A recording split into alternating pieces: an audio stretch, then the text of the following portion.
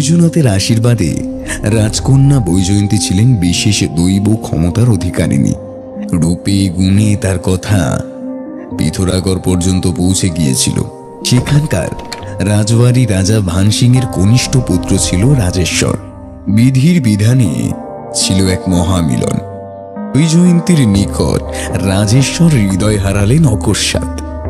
তবে আগামী শিবরাত্রিতেই এই শুভ কার্য সুসম্পন্ন করা যাবে। আমাকে প্রথম দিন দেখে তুমি কি বলতে চেয়েছিলে? রাজেশ্বর, আমি কখনো কখনো কোনো মানুষের ভবিষ্যৎ দেখতে পাই। আমি একটা অস্পষ্ট স্বপ্ন দেখি। আমার মনে হয় যেন কারা আমাদের মিলনের মাঝে এসে দাঁড়িয়েছে। পিতা শিবরাত্রিতেই আমাদের বিবাহ স্থির করেছেন। তবে আমার দৃষ্টি কদাপি মিথ্যা হয় না। ভ্রষ্টা মেয়ে মানুষ, আমার হবু স্বামীকে ছলে বলে বশীভূত করে আবার চোখ রাঙাচ্ছিস। আপনার মনে হয় কোথাও ভুল হচ্ছে। নিজের জিহ্বায় লাগাম পড়াও। তুমি ভুলে যেও না তুমি রাজওয়ারের রাজকন্যার সাথে কথা বলছো। আমি তো বৈজয়ন্তীকেই ভালোবাসি। আজই এই দেবকন্যার অন্তিম দিন।